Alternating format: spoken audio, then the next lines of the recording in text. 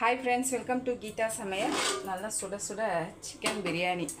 நம்ம வீட்டில் 2 வாரத்துக்கு மேலே ஆச்சு. வேலை நடக்கிறதுனால பிரியாணியே செய்யலை. இன்றைக்கி வேலைக்கு ஆள் வரல. அதனால் பசங்க கேட்ட மாரி சூப்பராக லேட்டாக தான் சமைச்சேன். 12:30க்கு மேலே தான் ரெடி பண்ணேன். செம்மையாக வந்திருக்கு. ஏன்னா குழந்தைங்க வரும்போது நல்லா சுட சுட சுட இருக்கணும்ல. ஓகேவா? காலையில் பசங்களுக்கு மட்டும் கொஞ்சமாக சாதம் வடித்து சாப்பாடு கட்டி கொடுத்தேன். பெப்பர் கொஞ்சம் தூக்கலாக போட்டு பெப்பர் சிக்கன் தான் பண்ணியிருக்கேன். வெங்காயம், லெமன் ரசம், பசங்களுக்கு உருளைக்கிழங்கு தொக்கு பண்ணி சாதம் மிக்ஸ் பண்ணி கொடுத்தேன். அந்த சாதம் கொஞ்சம் இருக்குது, தொக்கும் கொஞ்சம் இருக்குது.